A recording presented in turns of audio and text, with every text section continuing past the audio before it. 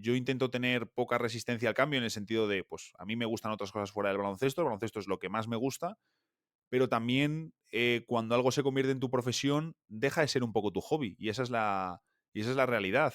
Por mucho que algo te guste, te encante y te apasione, si lo tienes una jornada de trabajo, sea porque estás trabajando en NBA haciendo contenido, sea porque estás en tu canal de YouTube, sea lo que sea, pierde un punto de hobby de lo veo para desconectar, lo veo por pura alegría, lo veo por pura emoción, lo veo por puro tal. Entonces, a mí por eso muchas veces me gusta ver NBA y de hecho cada vez lo hago más sin comentar en redes. En plan, simplemente me pongo un partido y solo estoy viendo ese partido. No quiero hacer otra cosa y quiero disfrutar de ver el partido porque es algo que me gusta, que me llena, que me hace feliz y no quiero estar pensando en, oye, a ver aquí esta idea, o hablo de esto, o hablo de lo otro, o voy a poner un tuit. No, no, no, déjate, si no pasa nada. Si lo que tú quieres es ver el partido, y de hecho, solo de ver el partido y prestar toda la atención al partido, muy probablemente luego te va a salir mejor, porque vas a poder hablar mejor en el podcast, porque vas a poder explicar esto mejor, porque lo que sea. I think everyone walks around with something that you can't see. We all go through it. I don't care who you are. I don't care who you are, man. The best thing that I did was to come out and say, hey, look, I need some help. Estás escuchando Psych and Roll, un podcast donde cada semana traigo pelota, pista y cabeza en forma de invitados para hablar de psicología y baloncesto. Soy Javier Hernández y puedes apoyar este programa dándole like y suscribiéndote en YouTube y iVoox, o bien con tus 5 estrellas si es en Spotify o Apple Podcast donde lo estás escuchando. Y si esto de la psicología aplicada al barro de la pista te llama la atención, te dejo en la descripción un enlace donde puedes descargar gratuitamente mi manual con 10 más 1 maneras de entender tu psicología. Te mando un abrazo y que disfrutes de la charla. Buenos días, Nacho Losilla. Bienvenido a este Psych and Roll 101. Tienes no sé si el placer, la obligación o la responsabilidad de estrenar el centenar del podcast. ¿Qué tal? ¿Cómo estás? Pues muy buenas. Seguro que va a ir bien. Seguro que va a ir bien. Ya lo hablábamos antes de empezar a grabar. Solo con ya que se grabe el programa y que salga todo perfecto, yo ya me doy con un canto en los dientes y seguro que tenemos una buena conversación.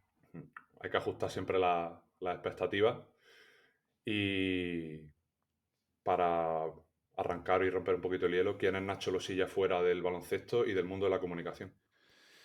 Bueno, pues una persona muy normal que hace cosas muy normales como cualquier persona, yo creo que, o de la amplia mayoría, ¿no? Que al final, pues, que le encanta siempre le ha gustado mucho el deporte, lógicamente el baloncesto, pero en general me gusta mucho hacer deporte, me gusta mucho estar con mis amigos, pues quedar con mi novia, ver series, ver películas. No soy una persona que tenga ni gustos muy raros ni cosas muy diferentes, ¿no? Al final, pues, creo que como todo el mundo, pues lo que intenta es pues dentro de lo que cabe perseguir sus sueños o el tipo de vida que quiere conseguir y que pues intenta luego echar tiempo a las cosas que le gustan y le hacen feliz. ¿Por qué periodismo?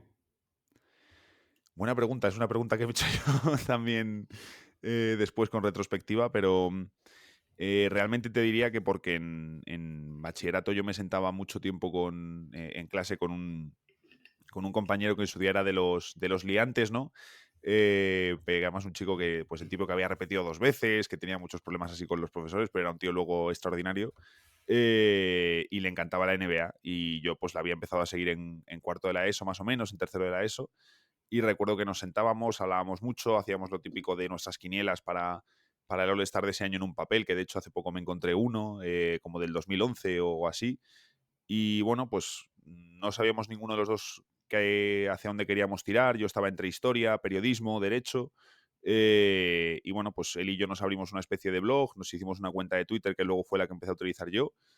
Empezamos a escribir en ese blog, empecé a colaborar en otros blogs y tal, y cuando me quise dar cuenta ya va todo bachillerato escribiendo en páginas, haciendo artículos, y dije, oye, pues, ¿por qué no me gustaría dedicarme a esto de forma profesional? ¿Y por qué de los Suns? Eso puede ser hasta lo más grave, pero pues Es verdad que realmente es muy tonto. no es muy ventajista la pregunta ahora mismo. Pero... Sí, bueno, a ver, también te diría que es ventajista prácticamente en cualquier momento que lo preguntes, ¿no? Rindiendo como rinden los Suns, quitando hace un par de años. Pero realmente es muy tonto, ¿no? Porque mucha gente se piensa que soy seguidor de los Suns por Steve Nash y por amar esto a Mayer. A mí me pillaron un poquito todavía joven o cuando justo empecé a seguir la liga ellos ya estaban disolviendo el proyecto. Pero fue porque en uno de los sitios en los que colaboré, que se llama Somos Basket, o se llamaba Somos Basket, que cerraron hace un tiempo, hubo un momento que hicieron una cobertura de una redacción por cada equipo NBA. Phoenix, por lo que fuese, fue uno de los 4 o 5 que nadie quería y lo cogí yo un poco por descarte. Fuese el año que tenían a Eric Bledsoe, a Goran Dragic, a Jeff Hornacek de entrenador. Sorprendieron muchísimo. Era un equipo que estaba proyectado al tanking y terminaron ganando 48 partidos y jugando un baloncesto muy divertido, muy fresco, muy sorprendente. Y a mí ese año me conquistaron. Vi muchísimos de sus partidos, me encantaron y pues ya desde entonces un sufridor de los Suns. Eso te iba a decir, que no eres de los... Dicen que la NBA es una liga de los jugadores, pero tú te mantienes ahí. Sí, sí. No te están dando muchas razones para seguir en el barco, pero ahí te No, la mantienes. verdad que no. Nacho, con lo que acabas de comentar, me vuelve a reforzar mi idea de que al final esto que llaman la vocación o las pasiones, rara vez vienen a priori, sino que normalmente también se desarrollan o se suelen desarrollar con un proceso de exploración, como en este caso mencionabas pues de empezar a escribir, a hacer análisis, seguramente esas conversaciones con el amigo que comentaba. Y que ya al decidir entrar en la universidad, que luego, bueno, comentas que es más bien un engañabobo, o sea, que no fue la universidad, el paso por el grado de periodismo, digamos, que no fue el que te hubiera Sí. gustado, pero sí había ese proceso paralelo del desarrollo de un interés genuino que al final, pues, bueno, se acaba convirtiendo eventualmente en tu profesión. Sí, de hecho, yo cuando alguna vez algún compañero, algún conocido se ha metido a estudiar periodismo y me pregunta algún consejo, siempre les digo lo mismo, que al final gente con la carrera salen miles y miles todos los años, que no hay suficientes puestos nuevos de trabajo para absorber a todo el mundo que sale. Luego ya se puede hablar de la calidad de esos puestos de trabajo, que suele ser bastante baja, pero ya solo por cantidad es inasumible, ¿no? Coger a todo el mundo que sale.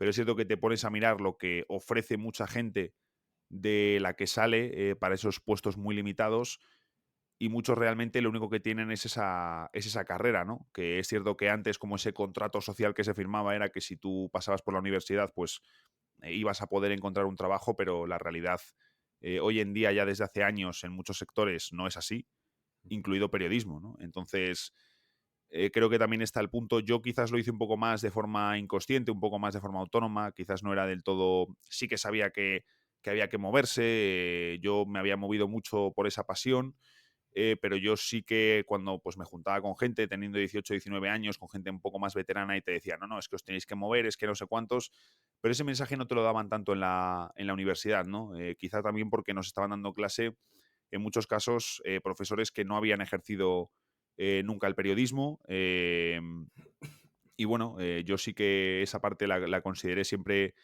muy, muy importante y realmente luego es lo que a mí me ha permitido conseguir puestos de trabajo, ¿no? Si no hubiese hecho todo eso que he hecho por fuera, pero hubiese tenido la carrera, me hubiese quedado con una mano delante y otra detrás.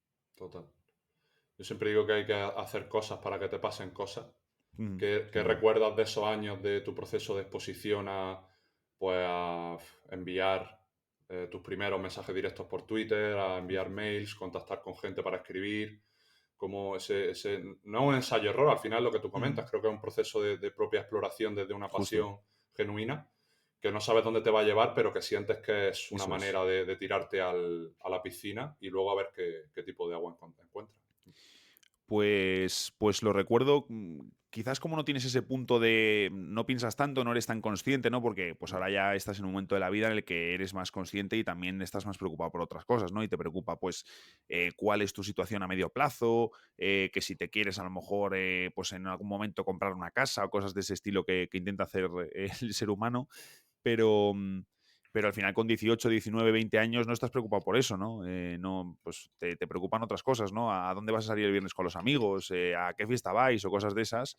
Pero yo sí que recuerdo que pues para mí ya era muy importante toda la parte de baloncesto, de hacer cosas. No había tampoco una intención muy clara, no había algo tampoco muy ni programado, ni planificado, ni estructurado, ¿no? Era pues un poco lo que iba saliendo. Pero bueno, sí que recuerdo el estar en un par de proyectos, el escribir mucho, el leer mucho, el ver mucho baloncesto, el intentar consumir de absolutamente todo porque es lo que me pedía el cuerpo y luego el moverse, el, por ejemplo, ir acreditado a partidos del Real Madrid de baloncesto, que a mí me sirvió de mucho, me sirvió para aprender, para pues saber cómo desenvolverse en ruedas de prensa, cómo preguntar, no cogerle miedo a preguntar a un entrenador famoso o cosas de estas, ¿no? Que a lo mejor cuando tienes 18, 19 años, pues te puede dar un poco más de respeto y al final ir conociendo gente, ¿no? Lo que decías tú también, que pues haces cosas para que te pasen cosas, a veces de forma inconsciente y muchas veces no haces algo y sabes, pues has conocido a no sé quién, no sé, pero tampoco lo hacías por esa intención, no, simplemente hacías cosas y bueno, y es cierto que yo durante esos años pues le eché casi más horas y más interés seguro a todo lo que era de fuera de la carrera y bueno, pues eso sí que me permitió el sobre todo darme a conocer dentro del mundillo, dentro del nicho, que al final es un nicho y donde se conoce casi todo el mundo a todo el mundo, pero bueno, me permitió empezar a dar esos pasos un poco de forma inconsciente. Ujú. Te imagino que luego en algún caso de, bueno, los sitios donde has trabajado antes de montártelo por tu cuenta, que ahora hablaremos de eso, imagino que alguno de esos movimientos tuvo impacto indirecto en Mm. alguna llamada o en algún, sí, vente aquí, vemos cómo podemos forjar esta relación profesional, ¿no? Sí, sí, sí. O sea, al final, yo, por ejemplo, cuando. O sea, a mí, por ejemplo, sí que me vino bien hacer también las prácticas en marca, que, pues quieras o no, pues te permite Claro. meterse en el currículum, te ayuda. Yo aprendí allí también bastante. Pude trabajar con Jorge Quiroga, que, claro, para mí, pues era escucharle en el NBA 2K, Total. haber leído mil cosas suyas y luego tenerle de compañero, pues me parecía un poco surrealista, ¿no? Luego también es cierto que te das cuenta de que tienes a lo mejor muy romantizado los puestos de trabajo de periodismo y que son puestos de trabajo, ¿no? Que no es, que no es nada del otro mundo, que son simplemente puestos de trabajo y que la gente que está allí, en su amplia mayoría, lo ve pues como un puesto de trabajo y no como algo súper romántico y súper importante y tal. Eh, y sí que es cierto que al final fue un poco como, bueno, pues hacer las prácticas en marca, que me las busco yo, te permite redondear más el currículum. Luego, cuando surge la posibilidad de NBA, les gusta mucho mi perfil, mi currículum y todo lo que había hecho siendo joven. Luego también para dar el salto de Dazón es porque estabas en NBA y ya tenías ahí mano, ya conocías gente y ya pues el que iba a ser mi jefe ya sabía cómo trabajaba y quería contar conmigo, ¿no? Entonces al final pues es un poco ir hilando, ¿no? Y al final pues digamos que sí que es cierto que en mi caso, de momento hasta la fecha, todas las fases que he ido haciendo me han servido siempre para dar un pasito más. Claro. ¿Cómo surge lo de ir al All-Star? Pues fíjate que yo en principio no iba a ir, porque al final desplazar a todo el equipo, en nuestro caso en NBA.com, nosotros trabajamos sobre todo con los compañeros latinos, Ujú. con los argentinos y con los mexicanos. Yo nunca les había conocido en persona, ¿no? Que eso al final pues también hace mucho, ¿no? Ahora en la época del teletrabajo, yo soy un fiel defensor del modelo híbrido, ¿no? De que es Total. muy importante también pues darle ese punto a la gente de, Mm. de teletrabajo, de poder tener esa comodidad, esa libertad también, siendo también que sean luego responsables y que trabajen bien, porque todos tenemos el típico amigo, ¿no? Que el viernes de teletrabajo es no hacer nada, ¿no? Pero bueno, también creo que es muy importante el poder verse en persona, el reunirse en persona, el conocerse. Creo que todo eso es fundamental. Y a mí me vino muy bien también pues para poner cara a las personas con las que llevaba trabajando casi 2 años sin haberles visto nunca, ¿no? Y eso ayuda mucho, pero ahí también viendo el esfuerzo que hizo en ese momento la empresa, porque quieras o no, movilizar a tanta gente de tantas partes del mundo para juntarse en el All-Star en algo que realmente a la empresa no le está generando ningún beneficio, sino que es perder pasta por todos lados, es un ejercicio también importante. Y ya te digo, es que en principio no íbamos a ir todos porque era un dineral mover Ujú. a todo el equipo para allá en algo que realmente no te va a generar dinero, ¿no? Y bueno, yo pensaba que no iba a ir, que iban a ir unos pocos, pero al final sí consiguieron movilizar a todo el mundo. Entonces fue una doble alegría porque yo pensaba que no iba a ir y al final terminé yendo, viviendo una de las mejores experiencias de mi vida y poniendo cara a la gente con la que trabajaba, que era algo muy importante. Qué guay. ¿Alguna pregunta o conversación de ese fin de semana? O de otra etapa, lo del Madrid, o sea, no tiene por qué ser vinculada a la NBA, pero que recuerdes, decir, de la que estés orgulloso o que te sorprendiera de esa etapa. Bueno, de NBA, sobre todo lo que tengo la sensación, Javi, y esto lo he pensado mucho después y lo hablé con mi jefe de Dazón. Yo creo que ahí vivíamos en una especie de burbuja, ¿no? En una burbuja que no es real del periodismo. Yo me malacostumbré, entre comillas, a un sitio en el que no nos pedían o no había, digamos, una fuerte presión por si los artículos funcionaban o no. Teníamos completa libertad de temas, nadie tocaba nuestros titulares. Decidíamos nosotros la portada, podíamos entrevistar a quien fuese. Teníamos mucha libertad, que es algo que no es habitual dentro del periodismo, y si tienes libertad normalmente pues siempre te tocan los títulos, te tocan no sé qué, ¿no? Yo recuerdo que en mi época de Marca pues me sorprendió porque también me intentaron, digamos, potenciar desde el día uno a que si yo tenía ganas de escribir un artículo que lo hiciese, pero ya me metieron y si lo haces de Lonzo Ball, mejor, porque era el momento en el que se hablaba mucho de la Bar Ball. Me decía, y si haces el artículo de Lonzo Ball, siempre ponen en el titular Lonzo Ball, coma, el mejor del mundo, entrecomillado, coma, y ya sigues tu título. Y yo dije, ¿por qué? Me dijeron, bueno, es que como la Bar Ball ha dicho que es el mejor del mundo, ya lo metemos en todos los títulos de Lonzo Ball como para picar más, ¿no? Y dices, ¿no? Dices, no creo que sea la forma ideal de hacerlo ni la forma correcta. Y luego, ya te digo, en NBA fue una mini burbuja de una realidad que no es sostenible, ¿no? Que no hay un medio en España que haga una web que sea solo escribir de NBA y que le dé libertad absoluta a sus creadores. Así que yo creo que ahí viví un par de años en los que pudimos hacer lo que nos dio la gana. Creo que hicimos muy buen contenido, pero al fin y al cabo era una burbuja que no representa la realidad del periodismo. ¿Y pudiste hablar en todas las conversaciones con algún jugador, algún entrenador, esa etapa Sí, que la tenga recuerdo especial, alguna de tus preguntas o alguna de su pues mira, respuesta? me gustó mucho. Pudimos hablar con D'Angelo Russell cuando él ya sale de Lakers y llega a Brooklyn Nets. Vino aquí a ver la final de Champions que se disputa en Madrid, creo que es en 2019. Y bueno, pues justo le estaba entrevistando a Raminal, estaban D'Angelo Russell y Joe Harris, y estaba entrevistando a Russell. Y la cosa es que Raminal le tiró, ¿no? Le dejó una pregunta al final un poco de, pues bueno, que cómo había sido la salida de Lakers, que bueno, ¿no? Porque era un tema que había sido turbio, ¿no? En su momento, y se la tiró bastante sutil, bastante bien tirada, y Russell la recogió de forma muy, muy suave, ¿no? Y entonces yo recuerdo que me metí ahí y reincidí en la pregunta con un poco más no de mala baba, pero sí de forma bastante clara, ¿no? De, oye, saliste allí regular, tal, y me gustó que al tío ni le molestó ni nada y lo habló de forma clara y sin tapujos y tal. Entonces, bueno, creo que también cuando he tenido la ocasión de hablar con jugadores NBA, la última entrevista que hice, que fue con Gary Payton padre, y que me hizo mucha ilusión que lo último que publicase en NBA fuese una entrevista con una leyenda así, pudiéndole entrevistar en persona.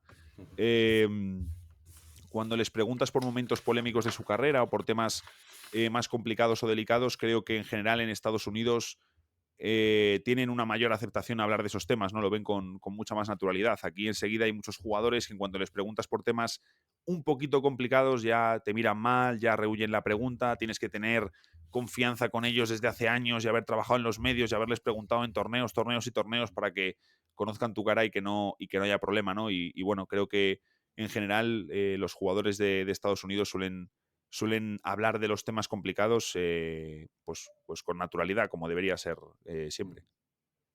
Ahí tengo una pelea porque me da envidia la naturalidad con la que jugadores de la NBA sacan podcast, hablan, se comunican, tuitean y o sea, ya yo creo que el pico de todo esto fue el podcast entre LeBron y Redick, Bueno, que por desgracia.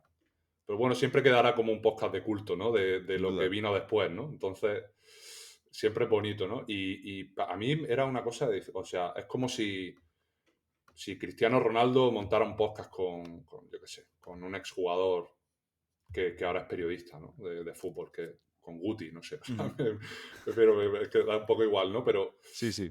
y luego ves el clima tan cerrado que hay en Mm. España sobre la comunicación. Yo ahora que llevo ya 4 años con el podcast, que intento al final traer jugadores eh, para que, bueno, la cantidad de barreras que te encuentras es tremenda y luego ves allí tanta naturalidad que luego entiendes por qué pues ciertas cosas van de una manera y aquí en España pues van de otra con ese clima tan rancio, ¿no? Sí, sin duda, al final yo creo que es algo, y esto lo hablé hace poco también con un agente, lo he hablado con mucha gente, que es algo evidentemente cultural, que no se cambia de un día para otro, que muy probablemente no se va a cambiar, pero incluso ya más allá de Madrid o Barça, que son los únicos que se pueden permitir, aunque tampoco sea productivo ni positivo para ellos, son los únicos que se pueden permitir, ¿no? Ese, ese cuidado, esa distancia, ese ante todo protegemos a los jugadores porque no queremos que digan algo que nos pueda comprometer o que pueda exponer algo de nosotros. Queremos tener todo controlado porque somos los más grandes, pero es cierto que creo que falta mucho trabajo de hacer entender al jugador que parte de su trabajo es precisamente tratar con los medios, generar buenas historias, generar contenido y hacer que la gente se enganche en las competiciones y la quiera seguir, ¿no? Y al final también mi paso de NBA a DAZN sí que me permitió entender mucho mejor cómo funciona el mercado en general de consumo deportivo y los nichos de mercado y qué es lo que demanda la gente. Y es que se necesitan ese tipo de figuras y creo que el baloncesto es de las que más escasa va en cuanto a carisma, personalidades, gente que salga a decir lo que piensa de verdad y no a soltar las 4 frases de turno que ya hemos repetido y que hemos escuchado y leído 10.000 veces. Y creo que con eso hay un problema importante porque no se está haciendo un trabajo de formación de enseñar a los jugadores que parte de su trabajo es precisamente promocionar las ligas en las que compiten. Nacho, pues al final nos desviamos y te quiero preguntar por ti. Y me lo has dejado votando porque lo de Angelo Russell, ¿Sí? que bueno, para él es un déjà vu lo de ir de los Lakers Sin duda. a Brooklyn, ¿no? Es como Sí, su sí. vía más frecuente, más recorrida. Y tío, no sé si recuerdas hace unos meses cuando lo traspasan, que da sus primeras declaraciones a los pocos partidos y dice que nunca jamás volvería a dar por sentada la libertad del jugador de baloncesto, ¿no? Sí. En cancha. Y, tío, yo siempre he visto a Russell como un jugador muy criticado, ¿no? Por su estilo de juego, por un poco su anarquía a la hora de rendir. Pero yo creo que él tiene las ideas claras de que a él lo que le gusta es sentirse libre, poder hacer un poco lo que quiera, aunque no tenga tantas opciones de estar en un equipo competitivo. Y bueno, creo que haciendo la metáfora con lo que tú y yo estamos hablando, los proyectos personales, que al final, pues bueno, está ahí compitiendo con las reglas del juego, que si la era del clickbait, de las reproducciones, de los títulos, del estar en una empresa de una manera más rígida o montártelo por tu cuenta asumiendo el riesgo de esos primeros pasos. Haciendo un poco esa metáfora con Russell, que nunca pensé que lo llevaríamos por aquí, pero ¿cómo fue tu proceso si no me equivoco, en septiembre de 2024? Fue cuando lo comunicaste, entiendo que es algo que llevaba macerándose tiempo, pero psicológicamente sobre todo te escuché hablar desde el punto de vista profesional, desde otro prisma, pero ¿cómo lo fuiste? ¿Qué fue lo que te hizo generar ese conflicto y por qué, cómo fue el transitar toda esa incomodidad, ese miedo, que estoy seguro de que lo hubo, Sí, sí. hasta el día de que ya te lanzaste a ese vídeo a decir, me lo voy a montar por mi cuenta? Pues fue un proceso largo, sí que es cierto que hubo, pues como siempre hay un detonante, ¿no? Pero fue un proceso largo, no fue algo ni racional, ni de un enfado, ni de un cabreo. Yo, de hecho, cuando me voy de NBA a DAZN es cuando lanzo el podcast, porque digo, quiero tener un espacio mío, ¿no? Y yo en ese momento, pues a lo mejor, digamos que para poder llegar a hacer full YouTube, que realmente lo que hago ahora es más YouTube que podcast, aunque siga siendo podcast, ¿no? Pero ya es más YouTube. digamos que como ha sido gradual, ¿no? Yo a lo mejor no estaba en ese momento preparado para lanzar un canal de YouTube, porque no sabía ni tanto de grabar, de editar y tal, que tampoco es que sea ahora un maestro, pero bueno, al final vas poco a poco, ¿no? Dando esos pasos. Y bueno, pues al final yo mi objetivo con cambiarme a DAZN era, pues me iba a un puesto con mejores condiciones, tenía también la posibilidad de tener un equipo de redactores a mi cargo, que era algo pues que también me hacía ilusión para poder yo aprender, crecer a nivel profesional. Y el único problema que yo tenía en NBA es que no, ahí las opciones de crecer estaban mucho más capadas, ¿no? Mucho más limitadas, y justo es cuando DAZN ha vendido la parte de NBA.com, lo compra otra empresa. Entonces, bueno, pues era como un momento bastante propicio para marcharse, ¿no? Y cuando me ofrecen esa opción. Y yo es cierto que siempre veía a medio plazo el intentar montármelo por mi cuenta. Era un poco mi sueño, ¿no? De decir, bueno, yo estoy haciendo lo del podcast primero porque me gusta, porque me encanta, porque quiero tener ese espacio en el que yo cuente mi mierda, ¿no? Por así decirlo. Pero bueno, luego ves que ya la primera temporada funciona mucho mejor de lo que yo esperaba. Yo quería hacer un poco la primera temporada sin pretensiones. Y digo, joder, pues está funcionando bastante bien el podcast. ¿Cómo puedo intentar ir subiendo esto de nivel, no? Y yo mi objetivo a medio plazo era buscar esto. Lo que pasa que sí que es cierto que la pasada temporada, bueno, pues se van juntando varios motivos, ¿no? Una parte en general de desencanto con la situación del periodismo, otra parte de desencanto gradual con mi puesto de trabajo en DAZN. Se van juntando varias partes, y recuerdo que la primera vez que tuve una conversación, yo me marché con una excedencia. La primera vez que tuve una conversación fue en enero del año pasado, con un amigo que él también se cogió una, y le dije, oye, ¿cómo funcionaba esto? Tal, cuéntame un poco. Y bueno, pues estuve durante varios meses preparándolo bien. Hablé con Gonzalo Vázquez, por ejemplo, con Sergio Vegas, que son dos personas que han cogido ese camino, ¿no? El de la excedencia para no regresar, que es el camino que yo quiero seguir. Y bueno, fue ya te digo, un proceso de muchos meses de pensarlo bien, luego pues comentarlo con mi familia, comentarlo con mi novia, comentarlo con amigos, comentarlo un poco con todo el mundo de, oye, estaba pensando en hacer esto al medio plazo, pero creo que lo mismo lo voy a hacer ya, en 2 meses, en 3 meses.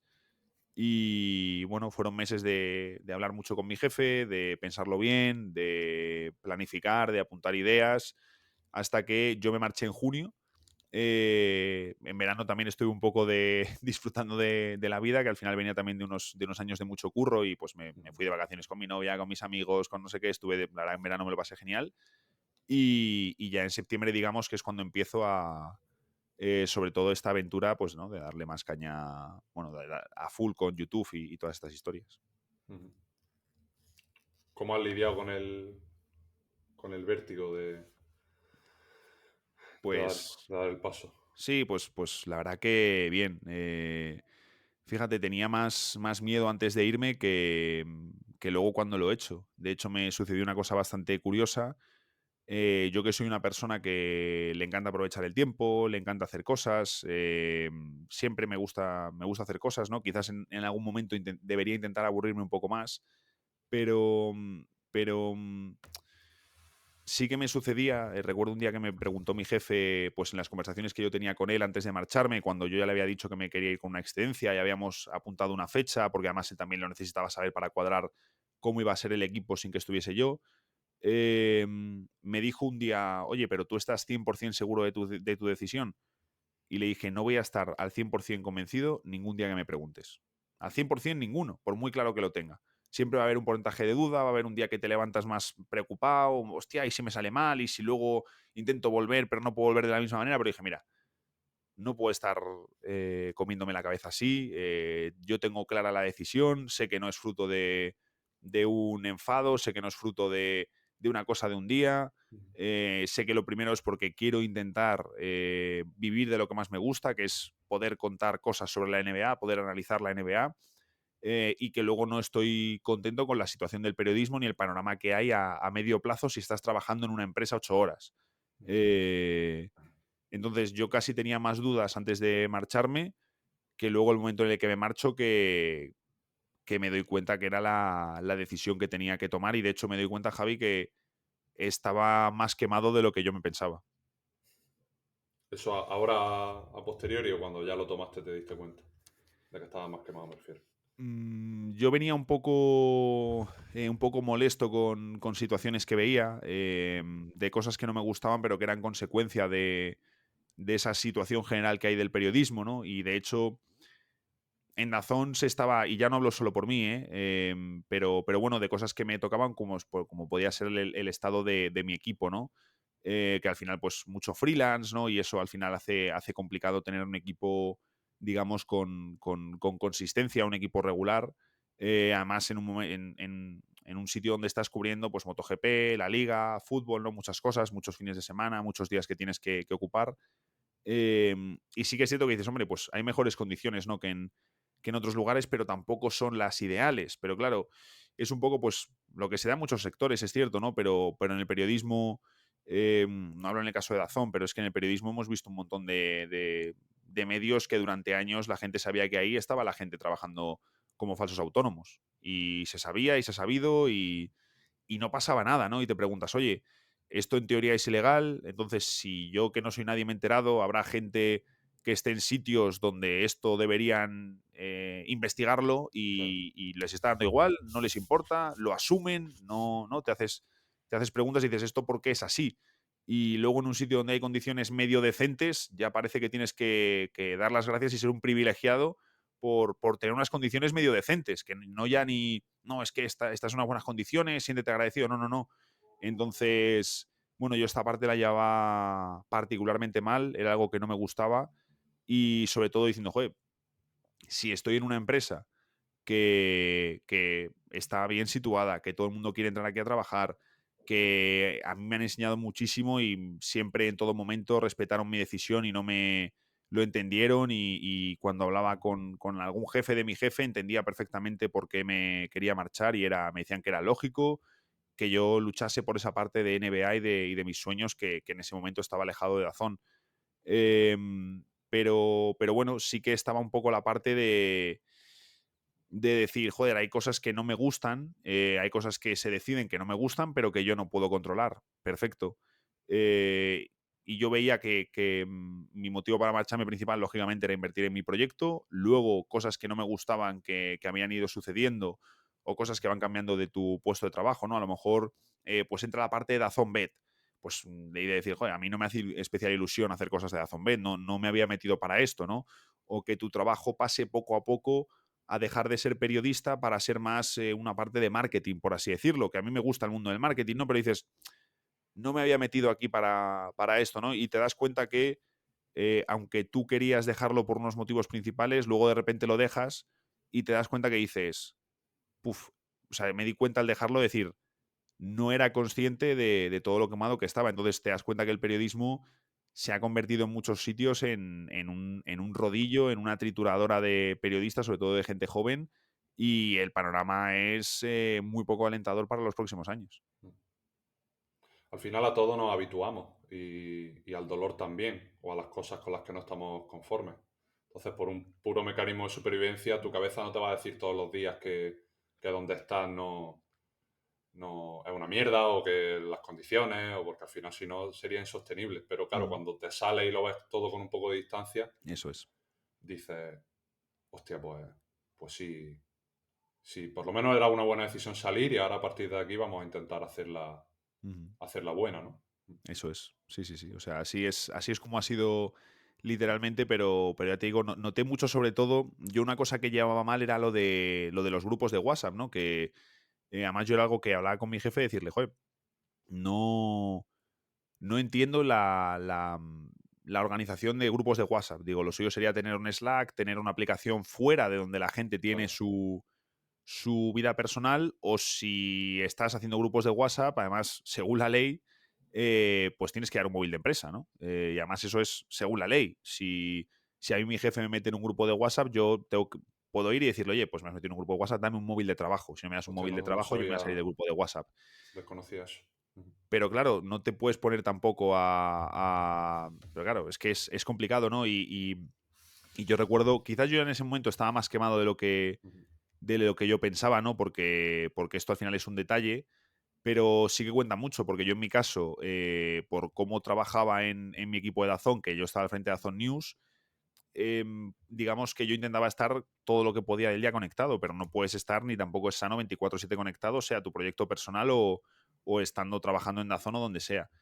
Y a mí sí que me pasaba el decir, ostras, es que me levanto por la mañana, cuando me levanto me pongo a hacer cosas de NBA, yo distribuía bastante mi turno y mi jefe me daba mucha libertad, o sea, aunque esté ahora hablando más de la parte negativa, a mí, vamos, el trato que me han dado y lo que he aprendido allí ha sido siempre extraordinario.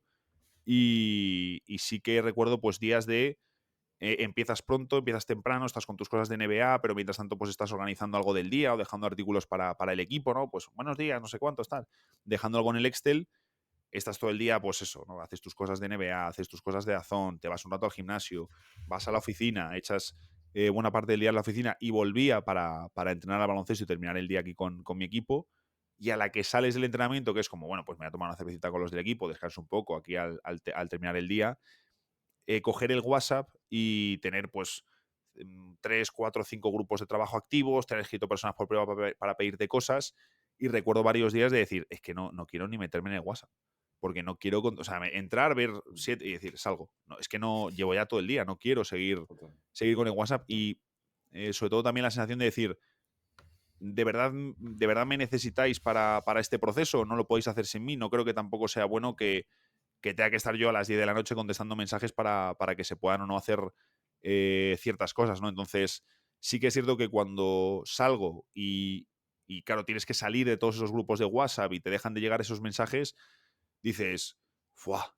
Qué alivio, ¿no? Y en mi caso fue una sensación de alivio muy importante. Total. Hay esta idea que normalmente las cosas importantes se encuentran detrás de un muro gigantesco de incomodidad, de miedo, de sensaciones desagradables, pero que a veces por puro cortoplacismo nos mantenemos en escenarios que realmente no son coherentes ni congruentes, pero porque nos da mucho miedo el cambio, ¿no? Pero luego hay un concepto que a mí me gusta mucho, que es el de elegir tus propios errores, ¿no? O también lo que decía, no sé qué te quiere la frase, la de bet on yourself, la de apuesta en ti mismo, ¿no? Y yo creo que eso te define bastante porque te escuchaba te escuchaba con Gaitán cuando al poco de que tomaras esta decisión, cuando pasaste por ese podcast que montó, y decías que, bueno, que aunque salga mal, tú dices, pues, no sé si dijiste algo así como, bueno, si en 5, 10, 15 años me tengo que reinventar y ir hacia otro sitio o virar otra dirección, bueno, se hará, pero por lo menos Sí, he caído con las botas que yo he seleccionado, justo. he caído con ellas puestas. Sí, sí, es que a mí una cosa que me fastidiaba era el decir, joder, yo he aprendido mucho en mi etapa en Dazón y yo no podría haber dado este paso sin haber pasado por allí, lo tengo clarísimo, o sea, clarísimo, lo que he aprendido allí en un par de años, pero al mismo tiempo decir, joder, si el periodismo no es lo que yo pensaba que era, porque ya no lo es, y tienes a gente como Andrea Guas, muy bien situada, además con el contacto de su padre, con la entrada de su padre, bueno, pues con digamos también una situación que no tiene la mayoría de gente en el periodismo, si ella misma te dice que ahora mismo si volviese a la universidad ella no estudiaría periodismo, creo que por cómo ha evolucionado todo, también por cómo se ha profesionalizado todo en un mal sentido de, lo decías tú, ¿no? Las barreras que hay ahora para acceder a muchas cosas que no deberían ser tan restringidas, ¿no? Es que ha cambiado mucho todo y ha cambiado incluso en la NBA, ya no es tan fácil pues el tema este de entrar a los vestuarios y ya no te permiten tanto preguntar los jugadores, incluso allí ha cambiado, ¿no? Entonces, al final el periodismo sí que es cierto que por toda la era digital y por muchas cosas que ha cambiado, ya no es un trabajo tan interesante como lo era hace 15, 20 o 25 años, ¿no? Y solo hay que hablar también con periodistas veteranos y creo que en este caso no es por una cuestión de romantizar épocas anteriores o que lo anterior era mejor y lo moderno es una mierda. Pero sí que es cierto que al periodismo le ha dado muy fuerte, creo que ha hecho que el trabajo sea peor todavía. Eh, y ahí dices, joder, pues para estar en una oficina haciendo 8 horas, algo que particularmente en este momento no me está llenando, a lo mejor hace 2 años sí, pero ahora ya no, pues me voy por mi cuenta e intento en este momento, que también para mí era un factor clave, el decir, joder, justo cuando me marchaba cumplía 28 años y decía, vale, yo sigo en casa de mis padres, si a lo mejor me voy en un año con mi novia a vivir, ya estoy pagando un alquiler, una hipoteca. Si estoy pagando un alquiler o una hipoteca, pues a lo mejor ya no puedo decir que dejo de trabajar durante 1 o 2 años para dedicarme full time a lo mío, ¿no? Porque tengo que pagar esos gastos que tengo todos los meses. Entonces eso para mí también fue un factor enorme, y el decir, oye, pues voy a intentar aprovechar la única vía que hay ahora mismo en el periodismo para montártelo por tu cuenta, y también ofrecer un contenido que si yo ofreciese en un canal tradicional no funcionaría, no lo vería prácticamente nadie, pero que si lo subes a YouTube con trabajo, con un buen plan y demás, pues puedes tener varias miles de personas escuchándote y conseguir que eso sea un ingreso recurrente todos los meses. Total. Y sobre todo que hay un momento también por el famoso coste de oportunidad, ¿no? Que son pues, los trenes que dejas pasar por todo el tiempo en el que te quedas en la estación mirando cómo pasan y Justo. sin montarte en ninguno. Y el otro día sigo a una divulgadora, influencer, no sé cómo llamarla, Judith Tiral, que tiene un podcast que se llama Me sale siempre lo que tú digas, que es el de Alex Fidalgo. Ah, sí. Y no, el de Judith Tirales tenía la duda, ¿ves? Siempre los confundo. Y el otro día subió unas capturas a su Instagram que decía que cuando ella empezó el podcast y el proyecto hace ya varios años, una de sus ideas era entrevistar a la primera jugadora de baloncesto de la historia, que por aquel entonces tenía 92 años. Jo. Total, que bueno, al final por miedo, por inseguridad, por no hacerlo, hace poco se planteó el buscar el contacto y se dio cuenta de que la pobre señora había fallecido, ¿no? Entonces, con esto, la verdad es que la chica es súper. O sea, no buscaba dar ninguna lección, ni de moralidad, ni nada, pero vino a decir mejor hecho que perfecto. Seguramente no sería la mejor entrevistadora del mundo por aquel entonces, pero ahora estaría más orgullosa de haber hecho esa entrevista, aunque dijera, ¿cómo de hacer esta pregunta, Alma de Sin Cántaro? duda. Que de ya no tener la posibilidad de hacerlo. Mm. Y creo que eso también es bueno a la hora de apostar, el decir, voy a hacerlo ahora porque pues tú hablas ahora de no tienes esos gastos de hipoteca o de alquiler que a lo mejor te tendrían que dar más reticencia a la hora de tomar ciertas decisiones. Mm. Y bueno, pues siempre mejor hecho que buscar la perfección, porque por otro lado nunca llega, porque casi nunca es suficiente.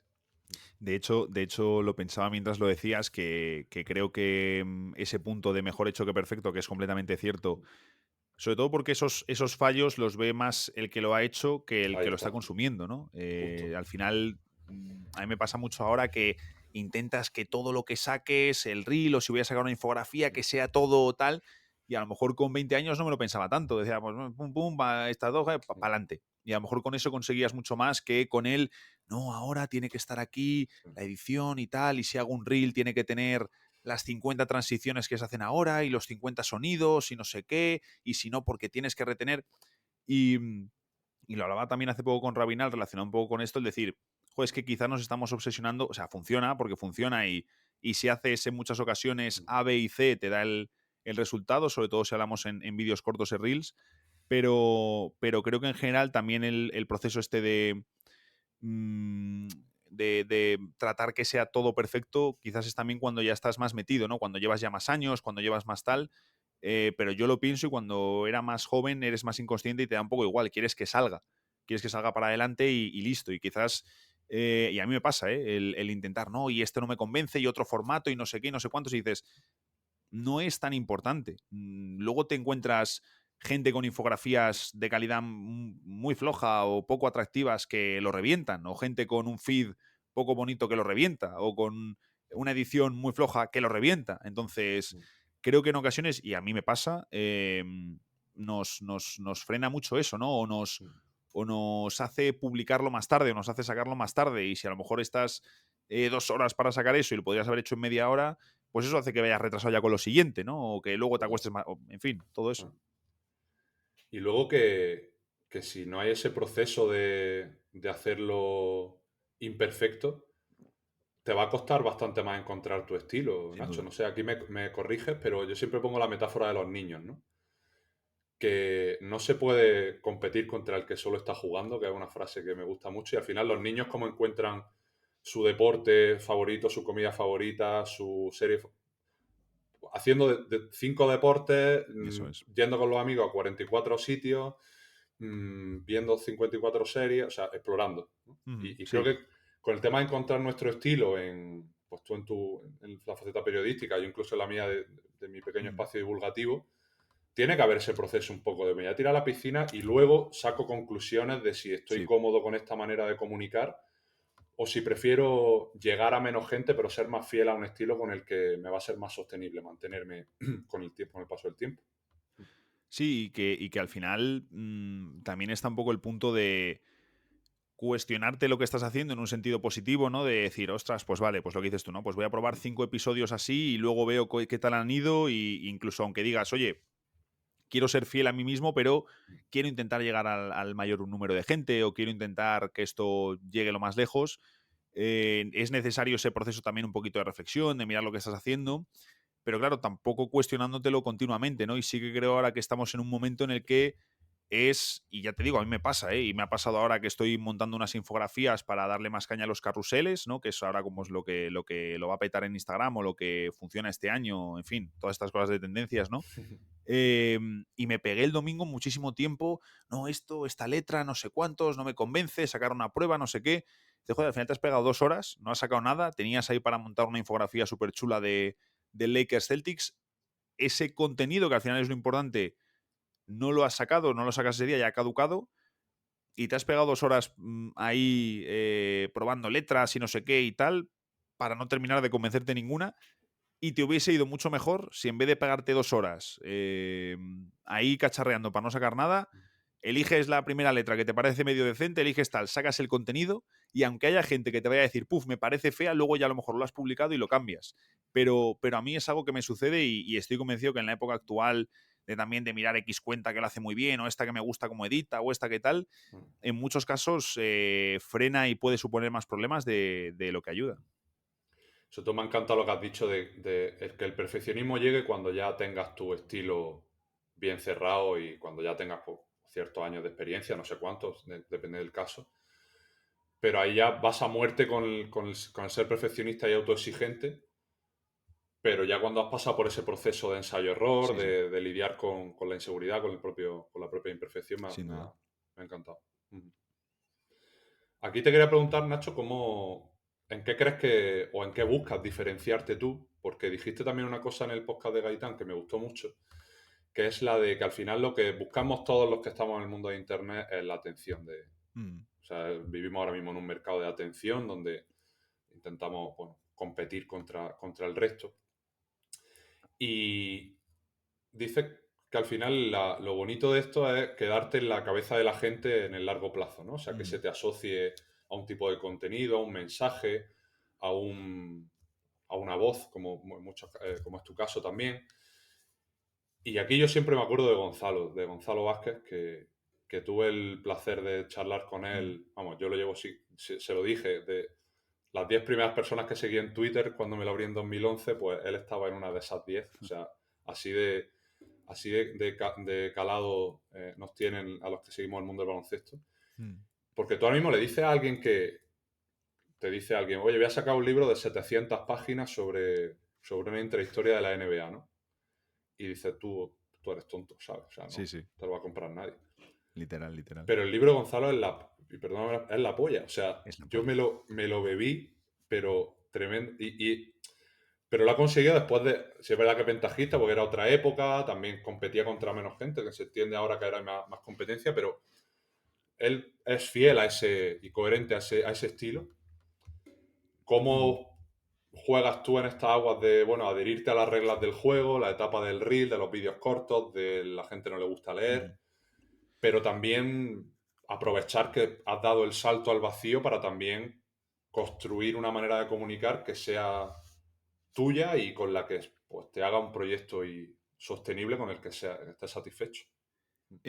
Obviamente ese es el objetivo, ¿no? Conseguir que primero el canal de YouTube sea lo más potente de todo para que eso te dé unos ingresos recurrentes que pues luego tendrás una colaboración no sé dónde o te saldrá X de forma momentánea o lo que sea. Pero yo sí que quiero intentar o un objetivo principal es que YouTube sea lo más fuerte porque de compañeros que también están un poco en la vía del freelance, ese toque también es un camino incierto, ¿no? Y que si no dependes de ti mismo, sino que dependes de colaboraciones externas, que también hay una parte que es, aunque no sea decisión tuya quién cojan o si te lo ofrecen o no, está la parte pues de quedar con gente, tomarte un no sé qué, tomarte un café, irte a comer con alguien, hacer contenido para que te vean, irte a partidos, ¿no? Toda esta parte de lo que hablábamos, ¿no? Para que pasen cosas, hacer cosas. Pero, claro, yo lo que no quería era, oye, me voy de algo fijo en DAZN, aunque haya cosas que no me gusten, que hay muchas que me gustan, pero ahora también como estás quemado, ves las que menos te gustan. No quería lanzarme a una situación de, bueno, ahora es completamente incertidumbre y dependo de cosas externas que yo realmente no manejo. Entonces ahí era el punto de decir, vale, pues tengo que intentar o tengo que conseguir, mejor dicho, que el canal de YouTube sea lo más fuerte posible para tener yo ahí unos ingresos recurrentes todos los meses y sobre todo sin un techo, ¿no? Porque tú eso sí que lo Sí. puedes, si el canal va creciendo y va creciendo y va creciendo, eso puede seguir subiendo sin un techo, como a lo mejor sí que tienes más marcado en una empresa. Entonces yo mi objetivo es conseguir ahí una comunidad. No necesito tener los números de drafteados, ojalá, ¿no? Llegar un día, pero no necesito tener algo tan grande para conseguir que esto sea un éxito. Pero al mismo tiempo, sí que yo lo que intento, lo que quiero hacer es que la gente se quede en mi canal porque, aunque suene mal, porque lo explico mejor que otros. Ya está, en el sentido de quiero que se quede la gente en mi canal porque, porque vean que mi contenido es de más calidad, no porque la edición va a ser la mejor, no porque también vamos a empezar con entrevistas probablemente este año, pero no quiero que se queden por o por el Anthony Daimiel que traes de turno ese día, ¿no? Que yo veo que pasan muchos podcasts que tienes 500 visitas, te traes un día a Daimiel de invitado y ese episodio te hace 20.000.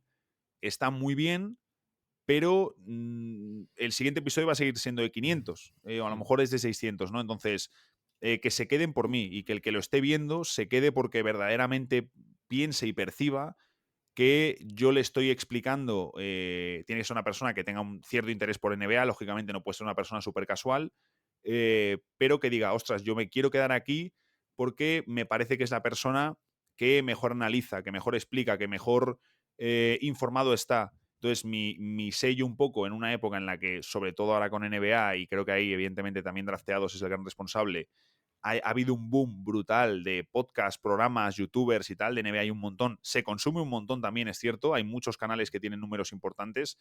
En esta época donde hay tanta gente hablando, creo que sí que es cierto que hay mucha gente que no cuida lo que está contando, ¿no? Y que pues cuenta cosas que no son verdad, dice cosas que son inciertas, traduce como traduce, o cuenta cosas directamente que son mentira y lo saben para los números.